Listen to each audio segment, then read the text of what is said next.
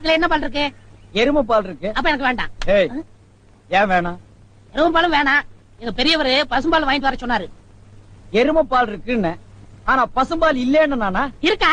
அட கிறுக்கா, புற மாசத்துல பிறந்தவனே, எதையும் முழுசா கேட்டு போங்கடா. ஏன்டா அவசரப்படுறீங்க? கொண்டா. ஏன்டா புடுங்குற? என்ன எருமை பால் பிடிக்கிறீங்க? பொறுமையாயிருடா. இது எருமை பால் தான். இது என்ன பால்? எருமை பால். இப்ப என்ன பண்ற? ஊத்திட்டீங்க. ஆ. என்னண்ணே மறுபடியும் எருமை பால் பிடிக்கிறீங்க? அட மடையா, இது பசும்பால். அது எப்படி ஒரே கேடல பசும்பாலும் எருமை பாலும் இருக்கு? அதுதான் விஞ்ஞானம்ங்கிறது. ஒரே வயித்துல ஒரு ஆணும் ஒரு பொண்ணும் பிறக்கிறது இல்லையா?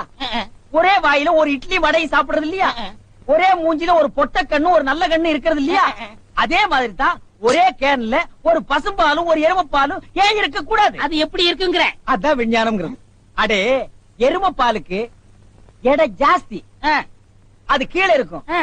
பசும்பாலுக்கு எடை கம்மி, அது மேல மேந்துட்டு இருக்கும். இப்போ உன் கண்ணு முன்னால புடிச்சு ஊத்துன்னு, அது எருமைப்பால். அப்ப மேல மேந்துட்டு இருந்த பசும்பால் என்ன பண்ணிருக்கோம்? கீழே வந்துருக்கு. அதான் இப்போ உனக்கு குடிக்க போறேன். இது என்ன பாலு? பசும்பாலு. விஞ்ஞானம். நான் யாரை ஏமாத்தி வியாபாரம் பண்ணலப்பா. அதால தெரியுது உங்க விஞ்ஞானமே விஞ்ஞானம். நிறைய புடிங்க.